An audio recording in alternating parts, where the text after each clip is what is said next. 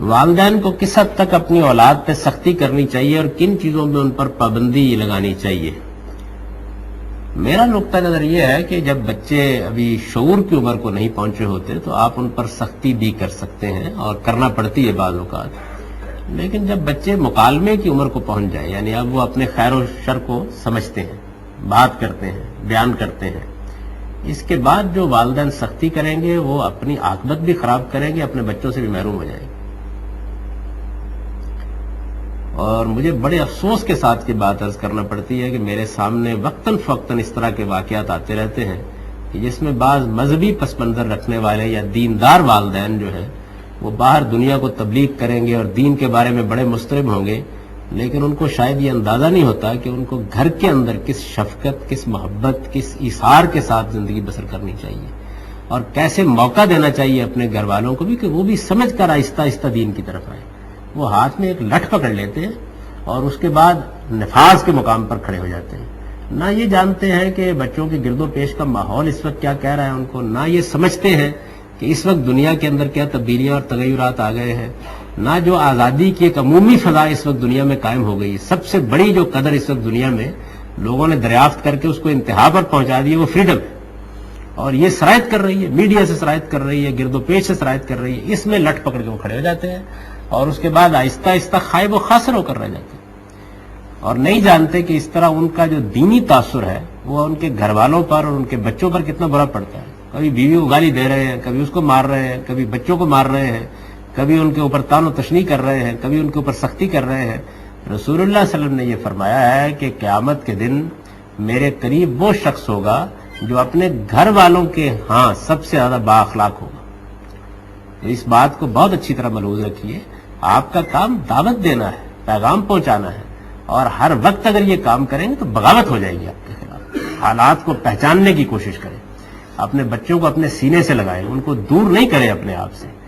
اور جو آپ کے زیر کفالت افراد ہیں ان کے ساتھ بھی محبت اور شفقت کا رویہ اختیار کریں۔ اللہ نے جو شعور آپ کو دے دیا ہے، آپ 2 منٹ میں اس کو انجیکٹ کرنا چاہتے ہیں دوسرے کے اندر،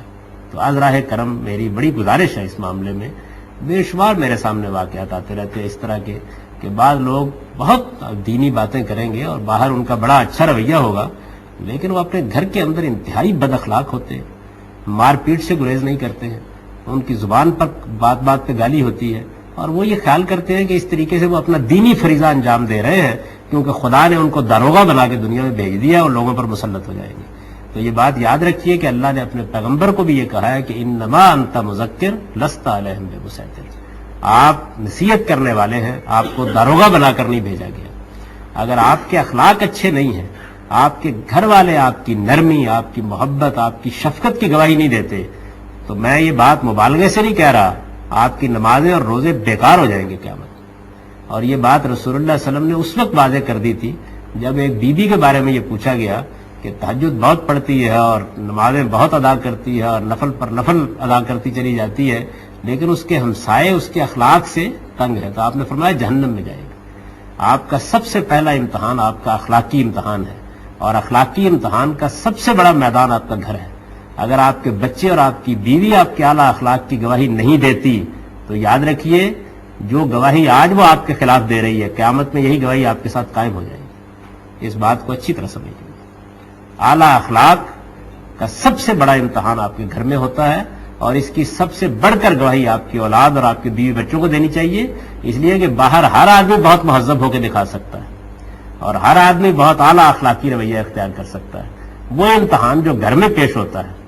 اور اس کی یہ دلیل نہیں ہے جواب میں کوئی شخص یہ بیان نہ فرمائے کہ نہیں جی وہ اصل میں وہ میرے بچوں میں یہ خامیاں ہے اور میری بیوی میں یہ خامیاں ہے۔ اللہ تعالیٰ نے ہم کو قرآن مجید میں یہ ہدایت فرمائی ہے کہ تم برائی کا جواب، یعنی میں یہ مان کر بات کر رہا ہوں کہ بچے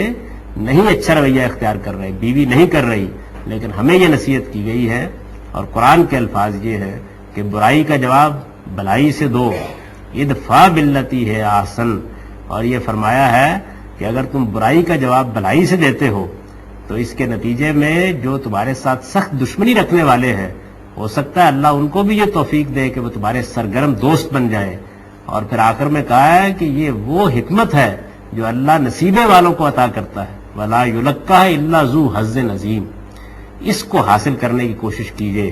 لٹھ مارنے کا نام اسلام نہیں ہے. اعلیٰ اخلاق کی دعوت دینے کا نام اسلام ہے. اور یہ اعلیٰ اخلاق کی دعوت زبان سے نہیں ہوتی، اپنے گھر کے اندر سب سے بڑھ کر آپ کے عمل سے ہوتی ہے. آپ اپنے غصے کو کتنا کنٹرول کر سکتے ہیں،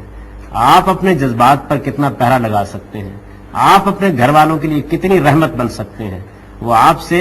محبت پائیں، شفقت پائیں